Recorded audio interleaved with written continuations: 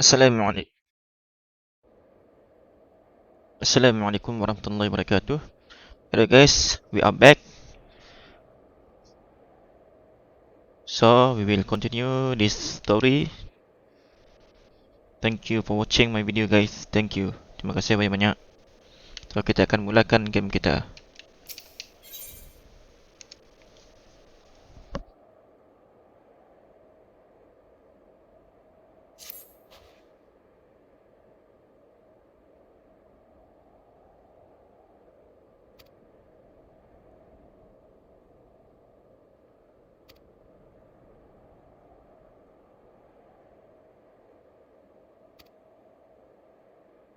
So let us linger here no more. Come.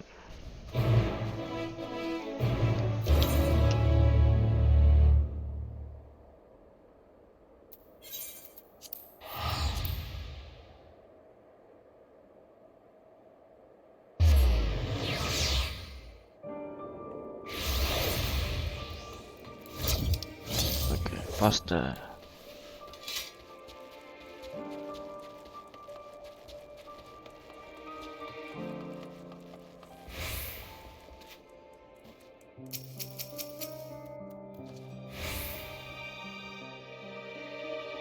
But refrain from saying much more than that. They are reluctant to provide details. May I ask for your account? Set story. We have set story.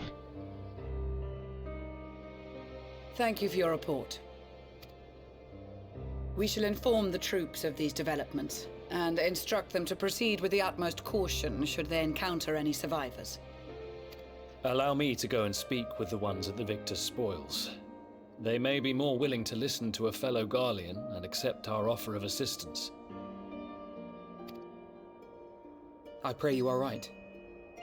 And though I am loath to burden you any further, should there be an appropriate occasion to speak of Licinia and her sister, please do so.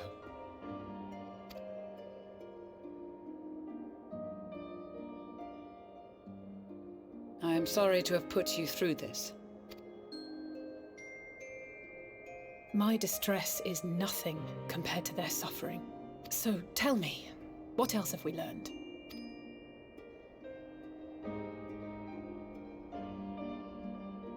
As you may have already heard, we have succeeded in curing the members of the Populares, Maxima identified.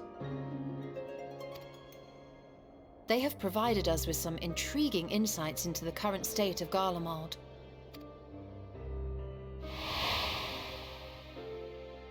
The assassination of Emperor Varus was the catalyst for the civil war. Nerva declared his claim to the throne, and his opponents refused to recognize it. Fighting broke out in the capital, where Nerva's Third Legion clashed with the First, who remained loyal to Varus even after his death.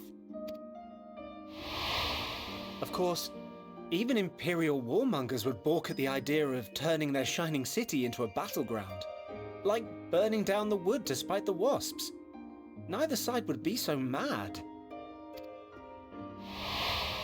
Unless something or someone inflamed their animosity to such an extent that they could not help but act against their better judgment.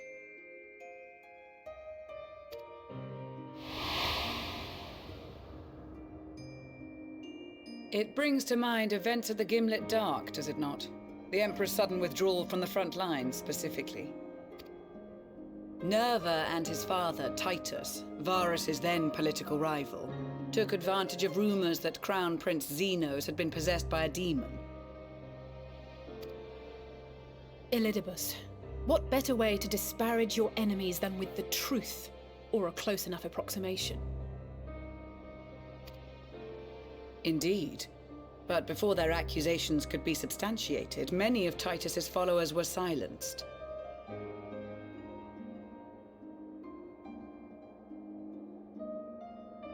While some were merely stripped of their status, others died under curious circumstances.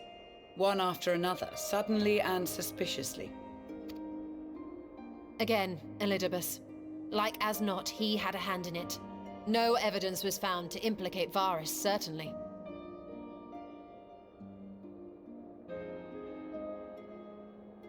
Nevertheless, Titus, Nerva, and the Third Legion would have judged it a brazen attempt by the Emperor to rid himself of his political enemies. And then, in the midst of this growing turmoil, Varus Sosgalvus is murdered.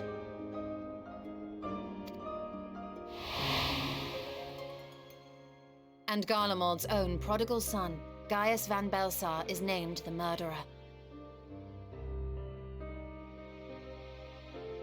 Shortly thereafter, Nerva claims the right of succession, and in response, the First Legion claims the assassination was part of a coup d'etat orchestrated by Titus and Nerva.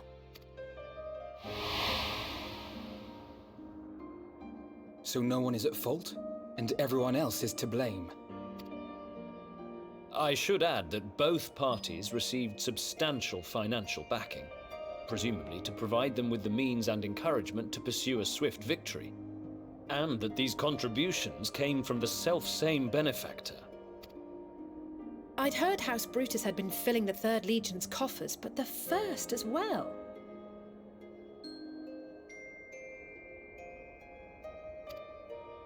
It would seem so. Though the Populares determined that the First Legion received funds from a variety of organizations, all had connections to House Brutus. So Fandaniel, in the guise of Asahi, was playing both sides against each other the entire time. The information we gained from my friends does not end there. One night, shortly after fighting broke out, the capital was shaken by an immense tremor. From that point onward, they have no memories, no recollection of any events, including our clash on the Magna Glaciers. But when asked about the Imperial Palace and its bizarre transformation, they somehow recall Emperor Varus giving them orders in their dreams. May the Tower of Babel stand as testament to the glory of Garlemald.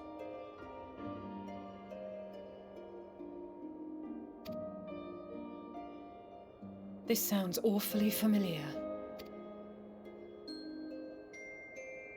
We have something to show you all.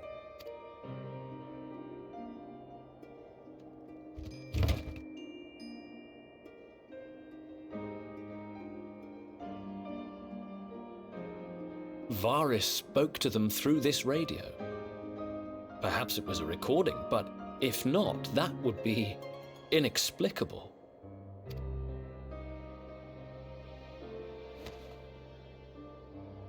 We are of one mind, then.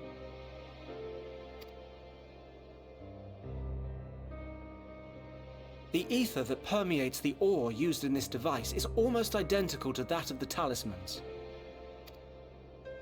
I see it. While it is likely more by coincidence than design, these devices might also ward against a primal's influence. A picture is beginning to form. If the tremor felt throughout Garlemald was a wave of ether emitted by a primal,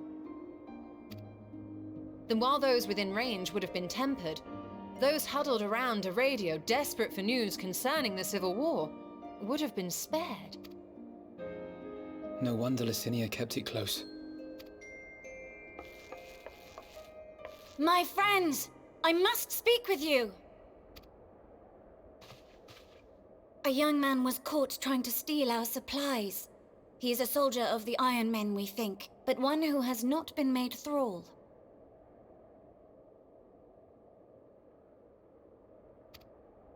Thankfully, Magni restrained him before blood was spilled.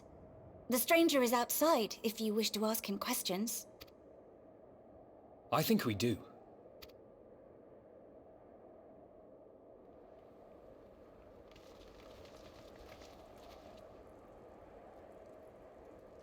Who do we have here?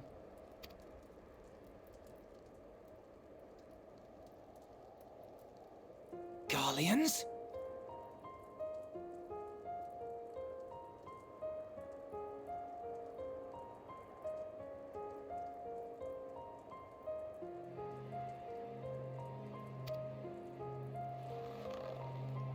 Traitors to your homeland! Have you no shame?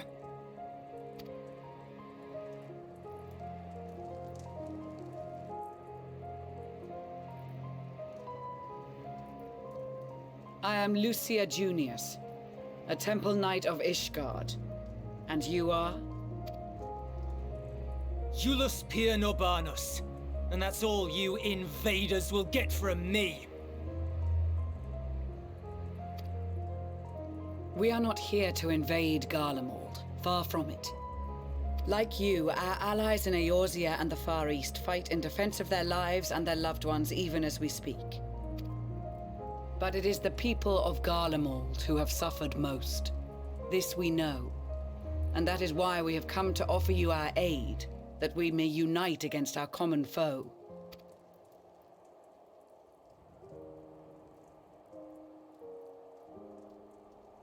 Whether you believe me or not, those are the facts. Now, answer me this. Why would a proud soldier of the Empire be reduced to stealing? The situation must be dire indeed for you to go to such lengths.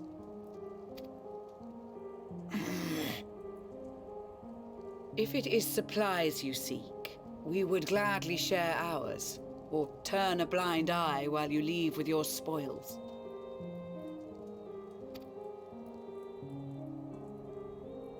I will not negotiate. My commander will determine how to deal with you and yours. If you wish to treat with him, I will take you, but no more than 3.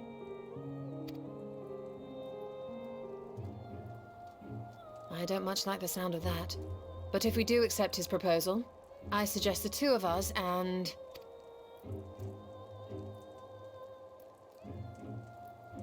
Please allow me and Alize to act as envoys. May I ask why? We have seen with our own eyes the hardships the Garleans face. How their futures and lives hang in the balance.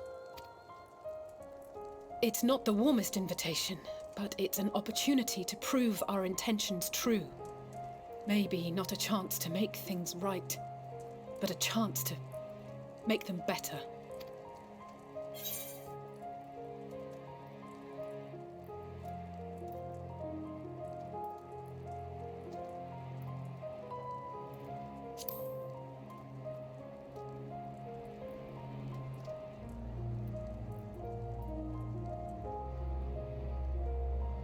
I can see that persuading you otherwise is a lost cause, but you will proceed with the utmost care.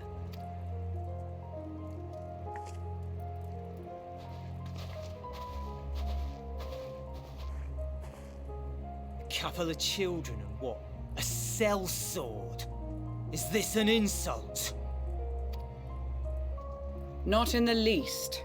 You will find that they are more than qualified to speak on our behalf. There are many dangers on the road ahead. I will need that back.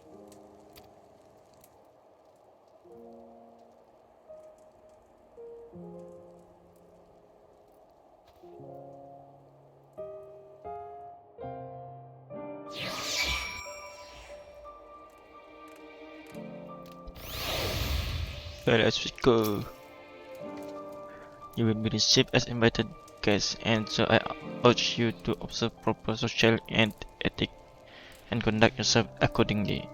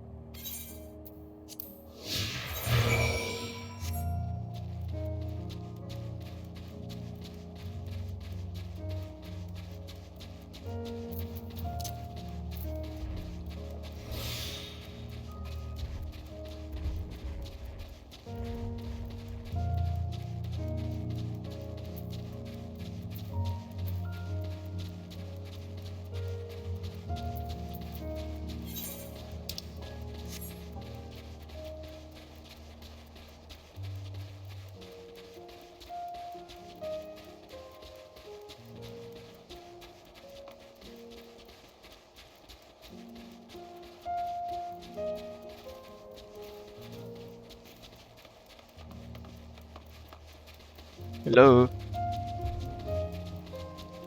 You lose. And follow Alpinot and Alice.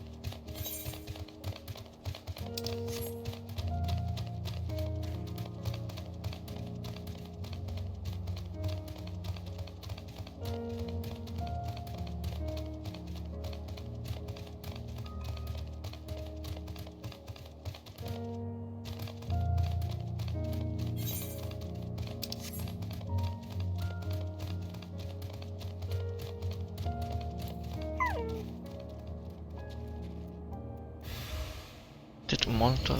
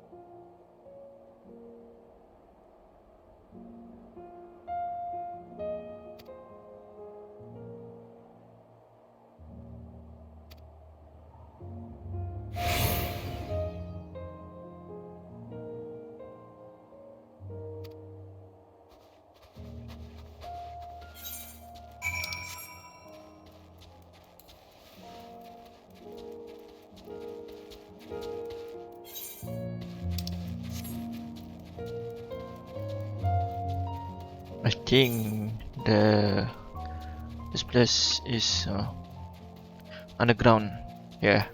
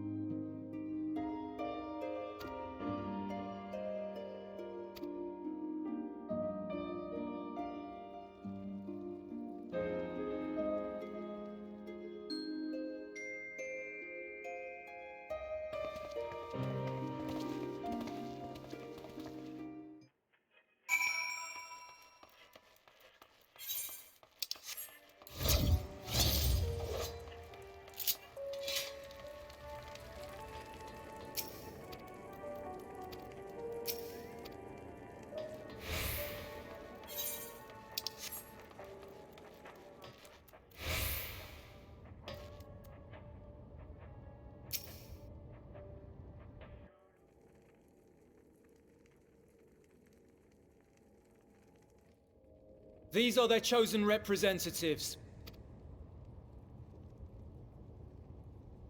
Very well. Let us hear what they have to say. Yes, sir.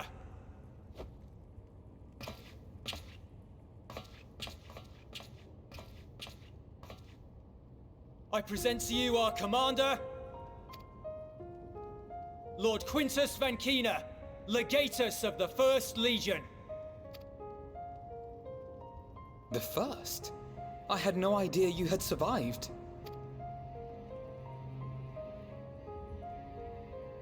We lost our Emperor, our city, more than half our troops. For my wounds, I may never take the field again.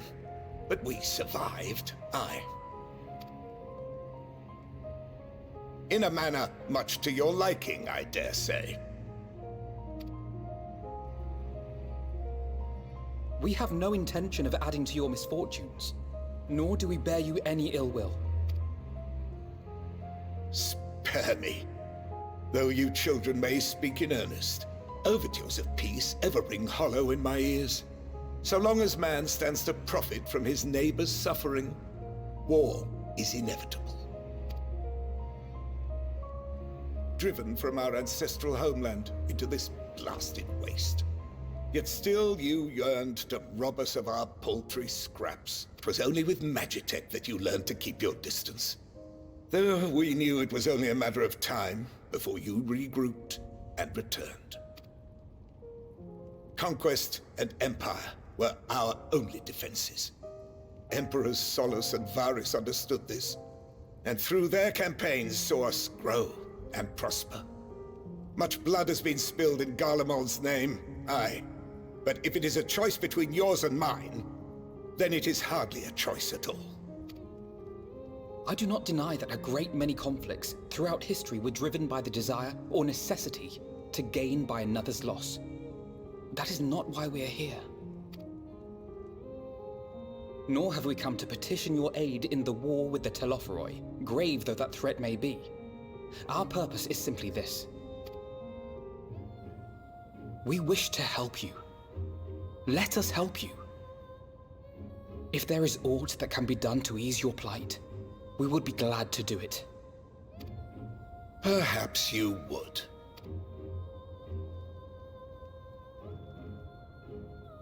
But regardless of the ideals you espouse, your leaders would not send an army into Garlemald if they did not stand to benefit.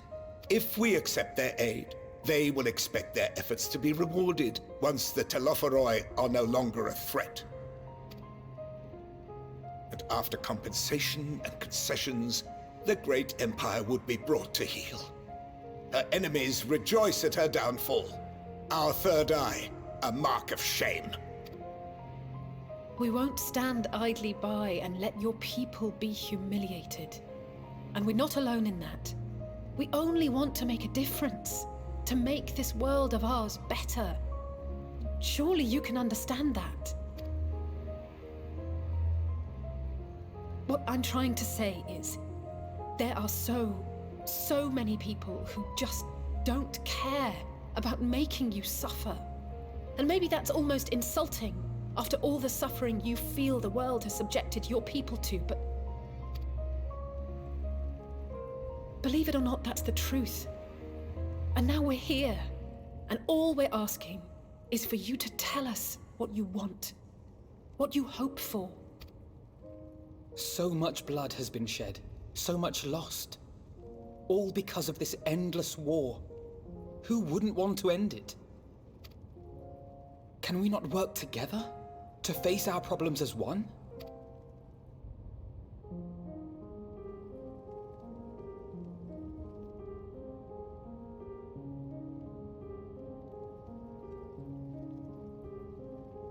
Answer me this, young peacemakers. If a world without conflict is your desire, why reject the unity and prosperity of Garlemald?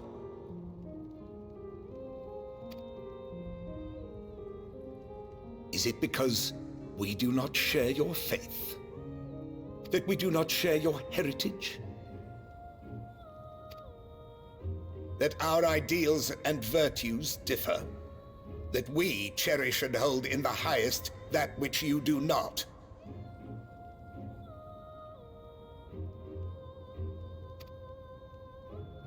Disparity is the root of discord, and peace built on compromise is flawed and fleeting. Happiness for one and all is a dream, and the reality is that to the victor go the spoils. That is why we Garleans will never submit nor surrender. For freedom and for pride, we will remain true to ourselves until the bitter end. That is my hope.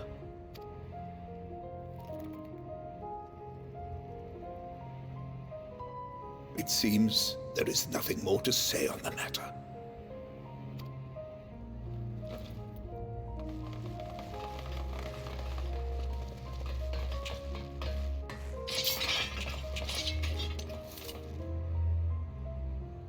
You will remain here while I decide what is to be done with you. Do not be alarmed. No harm will come to you if you cooperate.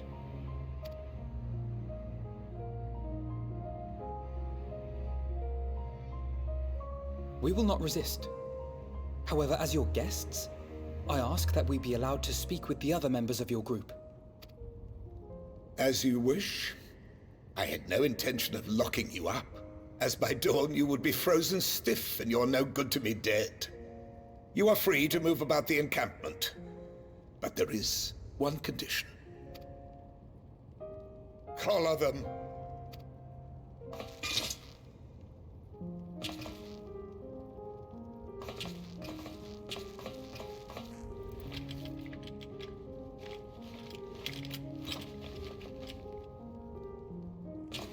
What are these?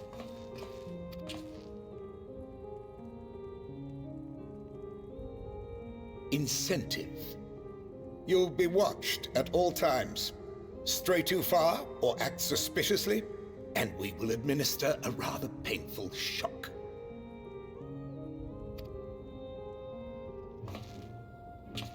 Stop!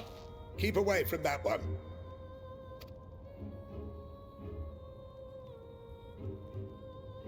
The champion of Eorzea is not so easily cowed.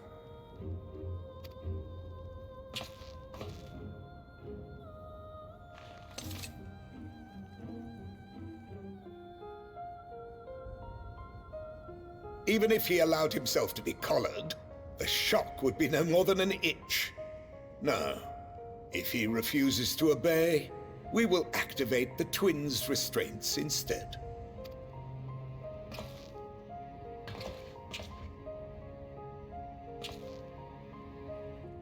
You needn't worry about us.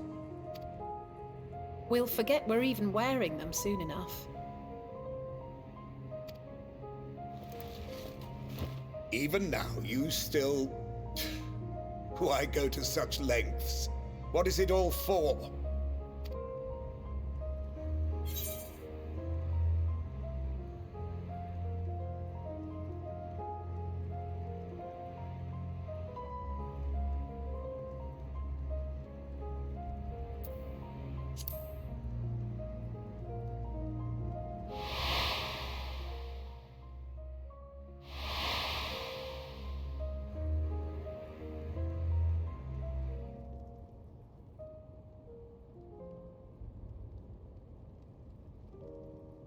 You are a curious one. A far cry from the merciless barbarian others paint you to be. You will be their warden. Take them away. Yes, sir.